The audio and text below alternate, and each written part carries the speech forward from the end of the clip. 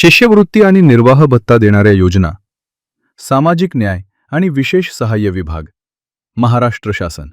अनुसूचित जाती व नवबौद्ध घटकातील विद्यार्थ्यांना शिक्षणाची संधी मिळावी यासाठी सामाजिक न्याय व विशेष सहाय्य विभाग विविध शिष्यवृत्ती आणि निर्वाह भत्ता योजना राबवत आहे. राजर्षी छत्रपती शाहू महाराज शिष्यवृत्ती या योजनेअंतर्गत दरवर्षी 100 गुणवंत विद्यार्थ्यांची निवड केली जाते.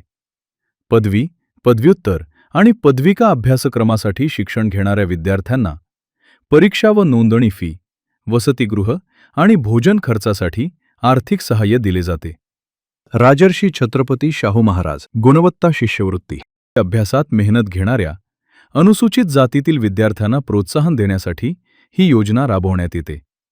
सावित्रीबाई फुले शिष्यवृत्ती योजना.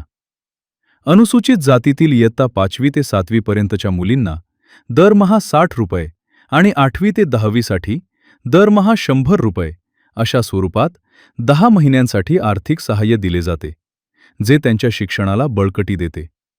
मागासवर्गीय विद्यार्थ्यांसाठी निर्वाह भत्ता योजना. उच्च शिक्षण घेत असताना विद्यार्थ्यांना आर्थिक आधार मिळावा यासाठी पात्र विद्यार्थ्यांना वार्षिक स्वरूपात निर्वाह भत्ता दिला जातो, ज्यामुळे त्यांचा शैक्षणिक प्रवास अधिक सुलभ होतो.